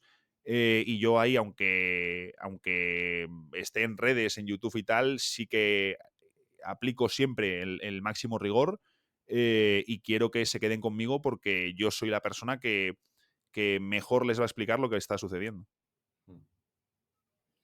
Vamos, yo ahora, hace un mes con el cierre de mercado y tal, me metía en YouTube y veía vídeos que me saltaban porque al final pues te sigo a ti, sigo a Drafteado, de traspaso inminente, como era todos los días había un traspaso inminente Justo. y te ponían a los jugadores con las camisetas y es como, Mm. el 90% de eso no va a pasar y luego nadie No, se acuerda, pero claro, tú ya has ganado tus eso visitas es. contando algo que es mentira, ¿no? Lo que pasa que me parece clarísimo que es una situación de pan para hoy y hambre para mañana. O sea, es Total. como si yo ahora, por ejemplo, obviamente pues con el tema Luka ha sido súper gordo y todo el mundo lo está siguiendo a tope. O sea, esa es una realidad. Siempre hay gente, cuando algo es muy seguido, siempre hay gente a la que le molesta que sea tan seguido. Siempre sucede. Es normal. Siempre hay gente que le produce más rechazo. Pero en este caso de Luka ha sido muy heavy porque yo leía incluso comentarios de gente de, oye, yo llevaba sin seguir la NBA 10 años, tengo 50 y el traspaso de Luka me ha vuelto a hacer ver la NBA porque son Luka y LeBron juntos. Entonces, esto le ha pasado a muchísima más gente que la gente que está hasta las narices de la cobertura de Lakers y de Doncic. Entonces, claro, dices, oye, por un lado esto a la gente le interesa, entonces ya no es solo la parte de tengo que sacar tajadas, sino, oye, es que verdaderamente hay un interés ahí Claro. de que la gente quiere consumir de esto, quiere saber qué está pasando en los partidos, por cómo es la NBA en nuestro país y el hecho de que la gente, el 70, 80, 90% estén durmiendo mientras se producen la mayoría de partidos, lo que hace la gente en España es seleccionar las fuentes a través de las cuales quieren beber NBA. Entonces, si tú seleccionas a una persona que todos los días te habla de bomba, humo, traspaso inminente, emojis súper locos y te ponen cualquier rumor que ha publicado cualquier cuenta de Twitter, yo creo que el tipo de consumidor que va a entrar ahí mayoritariamente no es un consumidor tan interesado en los partidos, en lo que está sucediendo verdaderamente en la NBA, sino un seguidor más casual que le mueve lo más banal, entre comillas, ¿no? El ruido de, Fox a Lakers, ¿no? Que recuerdo que salió y que algún youtuber lo cubría, y era algo que no tenía. Primero, la fuente no era buena, no tenía sentido, no iba a suceder. En fin, se sabía, ¿no? Pero bueno, te lo cubren por es Lakers, es Fox, es bomba, es humo, es tal. Pero yo creo que mayoritariamente, el tipo de público que te va a entrar en ese vídeo no es el tipo de público con el que puedes crear una comunidad fuerte y sostenible al medio plazo, que ese es el objetivo final. Bueno, esto sería como lo que has dicho antes de los podcasts que son invitados dependientes, pues también los momentos dependientes pues existen. Sí. Y luego pues no hay esa sostenibilidad porque al final depende de pegar el petardazo de turno y lo que tú has dicho, pan para hoy, hambre para mañana. Si te quería preguntar, Nacho, porque es lo que percibo, ¿eh? No sé si hasta qué punto es real, como que hay demasiado... estamos demasiado obsesionados con lo que publican y se comenta en medios americanos sobre la NBA, como que es una información que es como, hostia, lo ha dicho Zach Lowe o el podcast de no sé qué, y luego percibo como poco apoyo entre gente que estáis haciendo contenido aquí en España, que también pues, beberéis de esa información, por supuesto, pero que tendréis vuestras maneras de crear contenido y, bueno, es una percepción general, no solo hablo del mundo del periodismo, también creo que pasa en otras disciplinas, como un poco esa tendencia al individualismo, al no decir algo de aquí España porque a lo mejor tiene menos caché o no apoyarse tanto, o sea, no sé, un poco también en tu etapa de crecimiento y tal, cómo percibes si crees que esto es real o si tienes alguna sensación similar. Bueno, yo creo que allí en general todo el tema de las personalidades y los podcasts sí que está en otro nivel, ¿no? Y allí es cierto que si aquí ya tenemos un boom de podcast de NBA, es que allí es una cosa súper loca, ¿no? Allí hay 2 millones de podcasts solo de NBA, pues imagínate de NFL que es más seguido, en fin, es cierto que hay desde hace años un exceso importante de ruido, de información, de contenido, de podcast, de todo, ¿no? Y yo estoy convencido también que después de estos años que atravesaremos se vendrá la época de la criba, ¿no? No es sostenible igual, volvemos a lo mismo, no es sostenible a medio o largo plazo que haya tantos podcasts, tantos canales, tantos vídeos, tantos tal, no considero que sea algo sostenible y yo creo que más pronto que tarde empezará una época de criba sobre todo por dos motivos. Uno, que no sea viable a nivel económico. Yo he visto ya algún canal en Estados Unidos de tener gente muy potente, nombres muy potentes, que dices, hombre, pues o les están pagando una pasta o lo están haciendo por pura vocación, no lo sabes, ¿no? Pero si son exjugadores más o menos reconocidos, no van a irte a grabar todas las semanas de forma desinteresada y sin conseguir algo a cambio. Que tienes un estudio, que tienes no sé qué, que tienes tus luces, que tienes tu editor, que tienes tu tal, y que a lo mejor están haciendo 5.000 visitas. No lo digo tanto por una crítica o por reírme de una cifra así, ni mucho menos, sino por la parte de que tú al final en YouTube monetizas de dos maneras, o con las visitas o porque luego tienes un patrocinador. Si son vídeos que no tienen un patrocinador o no tienen un patrocinador potente, si te estás dejando todo ese dinero en producir un programa así, va a llegar un momento que no sea rentable, que alguien está perdiendo pasta por un tubo. Entonces, yo creo que vamos a vivir también una época de criba a nivel de podcasts, vídeos, canales y demás, donde ya sea porque no genera beneficios o porque la gente se quema, porque no consigue números, porque no consigue tal, porque no consigue X, que viviremos ese proceso. Creo que ahora todavía estamos en la fase de todo el mundo saca podcast, todo el mundo no sé qué, todo el mundo tal, pero creo que dentro de unos años, no sé decirte la cantidad, viviremos esa criba y se quedarán unos cuantos podcasts que son los que dominan el mercado y luego unos cuantos podcasts o programas o como queramos llamarles, que si no tienes esa intención de profesionalizarlo, que si tú tienes tu trabajo, que si lo haces por puro hobby y te da igual cuánta gente haya detrás, pues lo podrás sostener porque será algo sano y que no te suponga un problema, pero Sí que creo que vivimos en una época de esa sobreestimulación, bueno, eso me parece evidente, pero que no considero que este momento de tantas personalidades, tantos podcasts, tantos tal, no creo que sea algo verdaderamente sostenible en el tiempo. Ujú. Y luego también, igual que está el cansancio del votante con lo de Jokic para el MVP, Sin está duda. el cansancio del oyente, ¿no? Yo aquí, escuchándote el otro día, también me pregunto hasta qué punto los proyectos también tienen que morir para luego generar Ujú. otras cosas o sacar conclusiones. Yo de verdad, honestamente, me lo planteo con este podcast. Llevo 101 episodios, no sé hasta qué punto Justo. me merece la pena aguantar otros 100, me gusta, pero esto es un poco lo que surgió esta reflexión cuando falleció Bill Russell, ¿no? Y se puso el número 6 en las camisetas y tal. Lo poco que se valora en vida por la tendencia a habituarnos y que siempre todo este tipo de eventos y de mensajes, Ujú.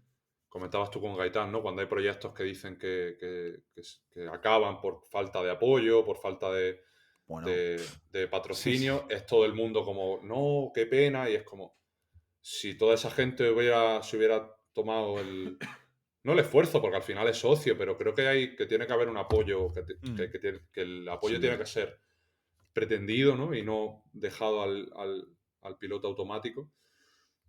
Pues quizá otro gallo cantaría, ¿no? Mm, Realmente lo pienso, ¿no? A veces que hay que cortar para que luego salga savia nueva sin duda. en forma de otro estilo. Sí, y que lo mismo paras unos meses porque lo necesitas y verdaderamente tu cuerpo te lo pide, o porque estás más quemado, o porque ya no te motiva, o porque ya no tal. Estás unos meses que te permiten reflexionar, ubicarte, pegar una vuelta y lo mismo te pones a hacer otra cosa. Y lo mismo, es que nunca se sabe, ¿no? Y ahí, de hecho, esto es una cosa que me decía el otro día una gente de... mm, es que, pues también hay gente que no se pega 20 años haciendo lo mismo, que a lo mejor está 10 años haciendo una cosa y ya dice, oye, quiero cambiar. Oye, pero que ese aquí te va muy bien. Ya, si no te digo yo que no. Pero, o sea, ya no solo por él, no, bueno, es que a lo mejor el programa no me funciona y lo quiero dejar. Bueno, pues a lo mejor es más comprensible, ¿no? Pero incluso gente que estando bien dice, no, es que ya quiero hacer otra cosa, es que ya llevo mucho tiempo haciendo esto y no me motiva de la misma manera o ya no me satisface de la misma forma. Entonces, eso creo que por un lado es completamente natural y quizás hay mucha gente que se aferra, ¿no? Y yo ya te digo, yo en ese sentido sí que no tengo miedo al cambio. Yo, de hecho, al principio, fíjate, me preguntabas antes, yo al principio, cuando me metí en periodismo o antes de empezar con las cosas de NBA, yo mi intención era meterme en política.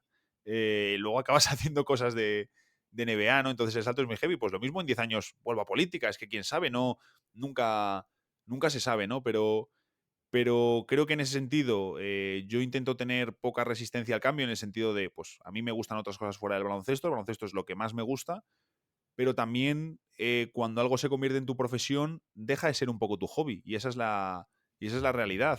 Por mucho que algo te guste, te encante y te apasione, si lo tienes una jornada de trabajo, sea porque estás trabajando en NBA haciendo contenido, sea porque estás en tu canal de YouTube, sea lo que sea, pierde un punto de hobby de lo veo para desconectar, lo veo por pura alegría, lo veo por pura emoción, lo veo por puro tal. Entonces, a mí por eso muchas veces me gusta ver NBA y de hecho cada vez lo hago más sin comentar en redes. En plan, simplemente me pongo un partido y solo estoy viendo ese partido. No quiero hacer otra cosa y quiero disfrutar de ver el partido porque es algo que me gusta, que me llena, que me hace feliz y no quiero estar pensando en, oye, a ver aquí esta idea, o hablo de esto, o hablo de lo otro, o voy a poner un tuit. No, no, no, déjate, si no pasa nada. Si lo que tú quieres es ver el partido, y de hecho, solo de ver el partido y prestar toda la atención al partido, muy probablemente luego te va a salir mejor, porque vas a poder hablar mejor en el podcast, porque vas a poder explicar esto mejor, porque lo que sea. Y ya te digo, en general, creo que quizás a lo mejor pues tenemos mucho esa resistencia o de, ostras, es que si llevo 20 años haciendo esto, ¿cómo voy a hacer otra cosa? Bueno, ¿por qué no? Es que cada uno tiene su camino, ¿no? Y yo en ese sentido ya te digo que, de hecho, a veces me pasa que incluso ahora teniendo todo el día y dedicándole mucho tiempo a mis cosas, a veces digo, joder, me gustaría tener más tiempo para explorar más intereses, ¿no? Y explorar otros campos, porque hay muchas cosas, hay muchos temas que son súper interesantes y creo que precisamente una de las cuestiones clave que tiene toda persona, y hacías tú referencia al término antes, es ese coste de oportunidad, ¿no? Si estoy haciendo esto, no hago lo otro. Si estoy haciendo A, no hago B. El saber, oye, tengo que elegir muy bien dónde deposito mi tiempo, que es mi activo más valioso, ya no el si tengo más reconocimiento, tal, no, sino para decir, vale, qué es lo que a mí me llena, qué es lo que me hace feliz y qué es o cómo es el tipo de vida que yo quiero llevar. Pues intentar que las acciones que hagas te lleven a ese estilo de vida. Y esto me viene perfecto para ligártelo con el último tema del que quería hablar, Mira, perfecto. que es sobre... Esto es un puro interés egoísta, pero te quiero preguntar sobre Luka, sobre Vale. tu opinión de todo lo que está... Ya no del traspaso, eso hemos escuchado 1000 veces, sino del ruido que está viendo ahora con el tema de todo el vómito no de, sí, de hate, porque está vertiendo la franquicia o gente sobre su hábito y demás. Y hablando del coste-oportunidad, veo que la gente dice, no, es que si Lucas se cuidara o si... Pero no veo a nadie preguntándose, bueno, es que a lo mejor esa obsesión que siempre está asociada al deporte, de que hay que estar todo el día entrenando, de que hay que pensar 24/7 en baloncesto, la de la Mamba Mentality y tal. Es que quizá si Lucas se convierte en eso, sería hasta un peor jugador. Entonces, me da mucha rabia que con Lucas se hagan esas preguntas, lo de fumar cachimba, lo de beber cerveza, lo de tener un físico, bueno, que puede ser cuestionable para... De cara a la galería, porque luego en la pista, ya me dirás tú, una persona que aguanta 4 eliminatorias de playoff hasta las finales con defensa Justo. de asesinato, Con ese pues desgaste, claro, sí. físicamente no estará tan mal, ¿no? Entonces, No, claro. no veo a la gente adorando esa parte en un perfil como Jokic y agarrándose a ese argumento en un perfil como Luka, ¿no? Creo que el criterio es injusto. Sí. Porque se podría hablar desde mi perspectiva. Hace unos meses veíamos a Jokic después de ganar el bronce en los Juegos, pues con una barriga que podría ser de cualquier cervecero a los 50. Y no, nadie dice nada, ¿no? Entonces, te quería preguntar honestamente por tu opinión sobre esto, porque creo que tenemos un poco la mirada algo desviada y a veces creo que hasta injusto. Pues mira, yo tengo un poco la sensación de... al final yo sí que es cierto que yo me considero, no sé que soy una persona que sabe mucho de NBA, también es cierto porque aquí es más nicho, no es lo más seguido, no hay tanta gente que siga tan a full la NBA como nos pensamos, pero sí que sucede un poco, ¿no? Lo del hielo del Titanic, ¿no?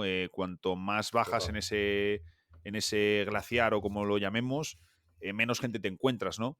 Y también eso cambia tu forma de ver al resto de gente cuando está hablando de eso. Sucederá de cualquier tema. Si tú eres un experto en ciencia política, un estudioso, un tío que se ha leído no sé cuántos autores y tal, entenderás mucho mejor cosas que suceden en el día a día y cómo se comporta la masa, ¿no? Pues yo sí que es cierto que con NBA creo que se puede aplicar a todo, pero con NBA sí que lo veo muy claro en el sentido de la gente repite con mucha facilidad cosas que ellos ni piensan ni han dicho, sino que lo han escuchado y leído en otro lado y ya lo cogen como suyo propio. Y con una mentalidad cortoplacista creo que bastante preocupante en muchas cosas, porque al final el baloncesto y NBA es una cosa poco seria, ¿no? O sea, me refiero, no es como la mítica frase, ¿no? De que es lo más importante de las cosas menos importantes, ¿no? Pues yo no entiendo y puedo entender que haya gente que lo reflexione y que piense, no, pues mira, yo lo compro y yo siempre he dudado de Luka Doncic, tal, me parece perfecto, ¿no? Pero gente que hasta hace 2 días estaba alabando y elogiando a Luka por haber llegado a las finales con un equipo que nadie se esperaba, ahora está diciendo que no, que claro, que es que está gordo y que no sé qué, que solo hay que verle con Lakers. Entonces dices, a ver, tu visión ha cambiado de forma radical en muy pocos meses y no porque tú lo pienses de forma real, sino porque estás condicionado por lo que está diciendo otra gente, ¿no? Y creo que un caso también, por ejemplo, es Kyle Lowry. Kyle Lowry durante años era un tío que era considerado por la masa que sigue la NBA un perdedor, un tío sobrevalorado que cuando llegaba a playoffs sus equipos perdían. Él no lo hacía mal, pero es que se cruzaban siempre con LeBron y les eliminaban. Luego llega un año en el que ya LeBron no está en la conferencia en el que tiene a Kawhi Leonard al lado, llegan a las finales, se lesionan Durant y Klay Thompson, que sin eso no ganan, y ganan la NBA. Y en ese momento Kyle Lowry pasa a ser considerado un tío infravalorado, un tío que siempre le quiero tener en mi equipo, y la conversación en redes gira de forma radical en muy pocos meses de un tío que llevaba años siendo un sobrevalorado a de repente se convierte en, bueno, es que este tío lleva infravalorado mucho tiempo y mucha gente le ha pasado por encima, no sé qué. Y dices, pero si sois vosotros mismos. O sea, si sois vosotros mismos los que habéis repetido y dicho eso durante años y ahora lo cambiáis de la noche a la mañana. Entonces, bueno, creo que es algo que sucede con muchas cosas y yo creo que al final lo que está sucediendo ahora con Luka es simplemente que la franquicia de Dallas, como hemos visto en otras ocasiones, pues está utilizando su influencia mediática para tratar de sostener un caso que no tiene ningún sentido a nivel deportivo, ¿no? Porque si no, no pondrían tanta insistencia en dejar mal a Luka y a su entorno, ¿no? Mientras que el entorno de Doncic no ha salido absolutamente nada. Pero no me preocupa tanto la parte de Dallas porque, en cierta parte, entiendo lo que están haciendo, aunque sea ruin y lamentable, pero sí que me preocupa más toda esta parte del cortoplacismo, que seguro que yo la tengo en otras áreas en las que no soy experto, porque al final puedes ser experto de una o dos áreas como mucho, pero de la amplia mayoría no lo vas a ser, y creo que es en general algo que nos pasa, le sucede a todos los seres humanos, ¿no? El tema de no tener tus propias opiniones, sino repetir como un papagayo lo que has escuchado decir a X persona y que a lo mejor ya inconscientemente te ha parecido algo razonable o que es tu opinión sin serlo, y que esa opinión, al igual que se ha formado de forma muy frugal, muy, muy por encima, no es algo sólido, no es un análisis que tú has hecho, tal, puede cambiar en un par de meses si te repiten una cosa y te entra bien. Y que luego hay gente que disfruta realmente de ir como a contracorriente o de hatear, de odiar. Yo pienso siempre en el caso de LeBron, que bueno, que desde mi punto de vista creo que toda esa gente que no valora sus logros o que dicen que simplemente es una cuestión de longevidad, que realmente pues, sigue siendo también un perdedor y tal. Creo que se están perdiendo años de grandeza de un deportista que seguramente no volvamos a ver una carrera igual. Y honestamente me dan pena, ¿no? Es como Sí. inviertes tu tiempo y tu energía en vertir odio, ¿no? Que es muy dado a Twitter, ¿verdad? Que el contexto lo facilita. Pero luego es como, tío, o sea, son Mira, 22 años de un deportista tremendo. me pasó hace unos meses que además mi madre se enfadó, que de hecho tengo un vídeo grabado de esto y a ver si lo edito porque era largo. Tengo una serie en el canal que nada, he hecho un par de vídeos de, pues hablando de todo esto, nos llaman Soy periodista y he dejado mi trabajo, ¿no? Pues un poquito contando Qué todo guay. esto. Me sirve también un poco como de espacio psicológico, ¿no? Yo para desahogarme y para pues seguir compartiendo un poco cómo va la aventura. Y en el segundo vídeo que hice de eso, que fue, no me acuerdo, en septiembre, octubre, pues haciendo un poco de update, contando un poco, bueno, pues esto me está costando un poco más, aquí no sé cuántos, tal. Claro, yo acababa de lanzar el canal, acababa de empezar, tenía 2.000 suscriptores, las views pues van subiendo poco a poco, sabes que hay mucho curro por hacer, tal. No me preocupaba no conseguir resultados en 3 meses, ¿no? Yo sabía que decir, bueno, pues esto es un año y medio, si en un año tengo 400 visualizaciones sí que me preocupo, ¿no? Pero ahora mismo no me preocupa. Y me puso un comentario un tío, que yo no sabía quién era, no era la primera vez que me comentaba, me puso algo así como 2.000 suscriptores y 0 carisma, más te vale que vayas buscando algún paraguas en los grandes medios porque te vas a comer los mocos, no sé cuántos, no sé qué. Un comentario que veías cómo estaba, o sea, no era un comentario, no era una crítica constructiva de, oye, mira, tío, creo que como orientes así el canal, te va a ir mal, tienes pocas views, no sé cuántos, tal, te la vas a pegar, no sé qué. No, era una crítica que dices, tengo la sensación de que estás virtiendo tus frustraciones, tu odio y tu inseguridad en mí, sin conocerme de nada, ¿no? Entonces, además me puso algo como, y además es muy difícil vivir en el mundo del básquet, tal, y yo le dije, pues tienes toda razón, es muy complicado vivir en el mundo del básquet, lo conozco bien, llevo varios años dedicándome a este mundillo y tal, pero bueno, yo lo voy a intentar, aunque tenga 2.000 suscriptores y 0 carisma, yo lo voy a intentar y no me acuerdo qué le puse, ¿no? Pero me acuerdo que mi madre me decía, si quieres le contesto yo ahí metiendo, y digo, ¿para qué? O sea, no, si es que no tiene sentido. Yo lo que estoy viendo en ese comentario es pues que esta persona, pues las frustraciones que tenga las está volcando sobre mí. Entonces, también es, y yo le respondí, pues ya te digo, de forma educada, y el tío luego ya me respondió como dándome consejos y bueno, mucha suerte y gracias, no sé qué me puso, ¿no? Sí. Pero yo también tengo un poco esa sensación que muchas veces gente que te muestra tanto como su frustración y su no sé qué, es que este tío... Pienso, joder, a lo mejor donde está fallando algo es en ti, no en la otra persona, ¿no? La otra persona está intentando cosas, está haciendo cosas, está persiguiendo lo que quiere, le vaya mejor, peor, sea excelente o lamentable o se la vaya a pegar. Si es que ¿qué más te da?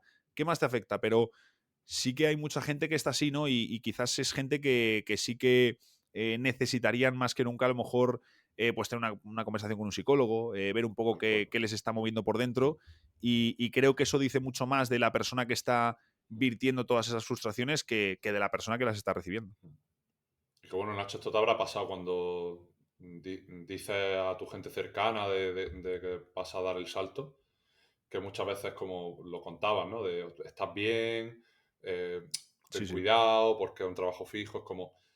A veces esa preocupación está vestida del miedo que yo estoy sintiendo escuchándote a ti Ujú. diciendo que vas a dar el salto, que va a dar ese salto al vacío, ¿no? O sea que a veces aconsejamos o nos preocupamos desde nuestros propios miedos en lugar de la perspectiva de la decisión Sí. de la otra persona. Y creo que esto, con el ejemplo del hate, creo que se da también Sí, ese sí, o caso sea, claro. yo lo entiendo desde la parte, aquí también es como preocupación, ¿no? Hostias, vas Está a dejarlo claro, tal. tema familia y tal, por Justo, supuesto. pero sí que me pasó más con algún amigo de, pues eso, ¿no? Yo tengo un amigo que sí que me decía em, como que, bueno, que tuviste una crisis con tu trabajo. Y digo, a ver, yo realmente no, porque me ponía un ejemplo, ¿no? Me decía, bueno, este que tuvo una crisis con la novia hace unos meses, tú que la tuviste con tu trabajo, al final, pues todo el mundo tal. Y digo, a ver, por un lado, digo, yo más que crisis lo considero un conflicto en el sentido de tú lo ves de una manera o lo tenías idealizado de una manera, luego te das cuenta que es de otra. Si lo quieres llamar crisis, llámalo crisis, ¿no? Pero yo se lo decía, le decía, tío, yo no considero que sea una crisis, ¿no? Sino el decir, bueno, pues yo tenía una imagen, luego es otra, llega un momento que se choca y eso te produce una quemazón, un tal, no sé qué, pero, pero sí que había varios que sí que era un poco en esa línea, como de, hostia, tío, pero, joder, tal, esto, no sé cuántos, y yo decía, pero ¿qué más da, tío? Si es un trabajo, o sea, me refiero, en el peor de los casos me pongo otra vez a buscar curro. No era un trabajo en la NASA de director del cohete que va a salir, que es un curro que no voy a poder conseguir nunca más en mi puñetera vida. Entonces, Sí. sí que me ha sucedido mucho eso, ¿no? Y ya te digo, un amigo cada 2 por 3 me insiste mucho en eso. Cada vez que hablamos de, no, pues este está mal, jo, bueno, es que cada uno pasa un momento complicado, como tú la crisis con tu curro.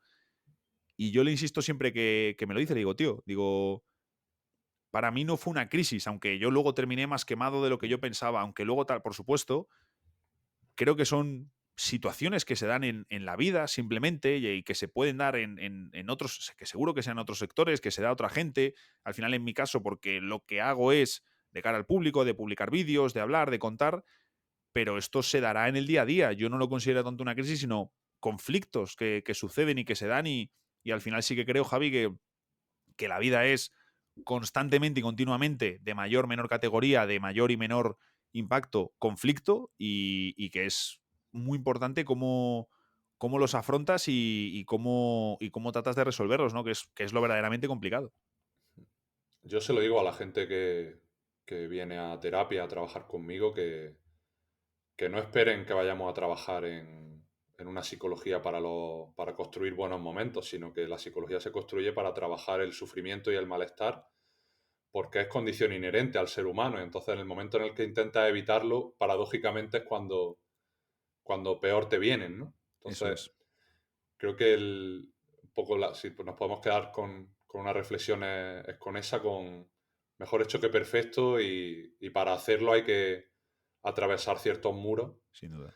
que luego ni para bien ni para mal son para tanto, ¿no? Decías tú antes lo del trabajo de oficina de una redacción, no es como, Dios, el trabajo soñado, luego está allí, es como, bueno, está Sí. bien. Lo normalizas también, ¿no? Al Lo- principio entras con mucha sí, ilusión y luego a lo mejor, pues cuando ya llevas un par de años, dices, tampoco es una cosa tan loca, ¿no? Es algo completamente normal, ¿no? Y luego lo que hablábamos tal también, cual. ¿no? Pues a lo mejor con 22 años, si tienes un sueldito muy normal, pues estás ahí dando palmas de alegría, ¿no? Pero a lo mejor ya pasan unos años, empiezas a decir, ostras, pues a lo mejor me quiero independizar, a lo mejor tal, y dices, Sí, pues a lo mejor este trabajo que yo pensaba que era tan bueno, no era tan bueno, ¿no? total. Pero bueno, creo que eso también te tienes que ser una persona que se lo pregunte un poco, ¿no? Y también es cierto que hay gente que no se lo pregunta tanto, ¿no? Entonces ahí depende mucho de la persona, porque yo estando con compañeros en situaciones similares, lógicamente, pues somos distintos y te das cuenta que cada uno se hace o no se hace unas preguntas, ¿no? Entonces, bueno, creo que ahí también depende mucho depende mucho de la persona, de lo que tenga en la cabeza, de lo que no tenga, pues, bueno, en fin, de mil cuestiones, pero al final, Javi, yo creo que esto se reduce todo a intentar ser lo más feliz posible, ¿no? Y yo es cierto que intento esta vía para poder tener la vida la vida que yo quiero tener y poder ser lo más feliz que pueda ser, vaya. Total. Y luego recordarnos de vez en cuando que no deja de ser un trabajo Eso es. y que los trabajos, por mucho que te dediques a lo que te gusta, no deja de ser un esfuerzo y una dedicación y un sacrificio. Y a veces tenemos esa expectativa de, no, me dedicaré a lo que me gusta y no trabajaré un solo día más en mi vida. Mentira. Una putísima mierda. Entonces, Mentira. cuando llega esa normalización, dices, hostia, me habrá dejado de gustar, y es como, no, te Justo. estás dedicando a algo que te gusta, pero yo digo siempre, ¿no? A mí me flipa mi trabajo, pero no me gusta trabajar. Claro. Entonces creo que hacer esa diferenciación nos Y tranquiliza un poco, ¿no? de hecho, fíjate que a mí me pasó un día volviendo de marca, súper cansado, después de trabajar, encima sí que me pillaba más lejos de casa. Volver un día muy cansado, que me acuerdo perfectamente. Claro, y yo eran solo 6 horas al día, o sea, no llegaban a ser las 8, que luego sabemos que en muchos sitios no son 8, es más, es la ida, la vuelta, la comida, la hora de la comida, en fin, todos estos jaleos, ¿no? Me acuerdo de volver súper cansado y me dijo mi padre, pues tú imagínate, dice, que estás haciendo las prácticas de periodismo en marca, que tú quieres hacer deporte, dice, o sea, no, o sea, estás en un sitio el más reconocido, el más tal, dice, estás haciendo algo que te gusta y aún así vuelves cansado y algún día superado. Dice, imagínate si te pegas 40 años haciendo algo, ya no que no te guste, sino que detestas. Entonces sí que creo que luego también hay un punto de, joder, es que a lo mejor, bueno, o luego a lo mejor eres una persona que diferencia muy bien lo que es el trabajo, el producir para poder vivir de tu vida y separas muy bien, ¿no? Depende de la persona, pero sí que es cierto que yo mucha gente que conozco que detesta su trabajo es luego más infeliz y eso lo arrastra, que es lógico y normal, ¿no? Y a mí incluso si me ha pasado en un puesto que me gustaba, pero que poco a poco te va gustando menos por cosas que cambian de tu día a día, si eso luego se traduce en que estás más rayado, en que estás no sé qué, en que no disfrutas tanto, sí que es cierto que yo creo que interesa el poder buscar algo que te llene de la mejor manera o que te sea lo más llevadero posible, que te sea lo más cómodo, que en un mal día no te pese un montón hacer. Lógicamente, no todo el mundo va a poder estar en el trabajo que quiere o en el trabajo que más se acerca a lo que quiere, pero completamente lo que dices, dedicarte a tu pasión no significa que dejas de trabajar, sigues trabajando y creo que incluso a veces ahí también, Javi, creo que un mal día o una mala época dedicándote a algo que te gusta a veces también Pesa más. puede pesar incluso más, sí. Sí. Decía Raúl Cima en una entrevista, en el sentido de la birra, que a veces la mejor solución es buscar un trabajo que te la sude, que no detestes, pero que tampoco te flipe, porque va a poder paquetizar esos momentos Eso mucho es, mejor y a veces, bueno, dedicarnos a lo que nos gusta tiene este sin duda. compromiso de tengo que hacer más las ideas que tú hablabas, de ver un partido, hostia, y este corte, esta jugada, esto lo tengo que meter en el podcast, total. Y a veces, bueno, es una maldición, un caramelo envenenado con el que tenemos que ir lidiando. Pero bueno, yo creo que es una batalla chula que luchar. Creo que los dos podemos hablar desde una perspectiva similar en ese Sí, aspecto. Y ahí seguiremos, Nacho. sin duda. Ahí seguiremos. Me ha encantado hablar contigo. Lo mismo. Seguiría filosofando y comentando 1.000 millones de cosas, pero espero que la próxima vez lo podamos hacer en persona Sí, y con una cerveza de por medio, que eso ya eso sería fantástico, siempre fantástico. en Granada Sí, sí, o en sí. Madrid. Y darte las gracias por este Nada, hombre. ratito. Me ha encantado escucharte en vez de tenerte en la tele, pues te tengo aquí haciéndome un podcast personal en directo. Podcast en directo, sí, sí. Y nada, tío, desearte mucha suerte con el desarrollo y la evolución de tus proyectos, de Dejarse el podcast, ahora con también lo de Gigantes y demás. Y te dejo el micrófono abierto para que despida este episodio 101 de Psych and Roll, reiterándote el agradecimiento. Pues lo dicho, me lo he pasado muy bien, además con lo que hablo, si encima me dejan cuerda, pues ya fantástico. No, pero bueno, al final pues ha sido un placer charlar este ratito y lo dicho, la siguiente vez seguro que con una cerveza es mejor y soy bastante poco fan de los alegatos, pero sí que si alguien está escuchando esto y tiene sus dudas y tiene sus inseguridades de cara a dar un paso que consideran que quieren dar, obviamente, pues sabiendo el contexto que tiene cada uno, ¿no? Y que no es simplemente, persigo mis sueños y me tiro a lo loco, hay que saber lo que tienes detrás y tus condiciones, pero reiterar eso, yo dudaba más antes de dar el paso que luego cuando lo di. En cuanto lo di me di cuenta que era lo que tenía que hacer. Entonces, si te encaja y puedes dar el paso, creo que es la mejor decisión, porque, Javi, creo que no hay nada peor que quedarse con esa pregunta, ¿no? De qué hubiese pasado si, ¿no? Creo que eso es una de las peores cosas que se te puede quedar dentro y nada, animo a cualquiera que se lo esté pensando y pueda hacerlo, que lo dé. Never be ashamed of wanting to be a better you. Period.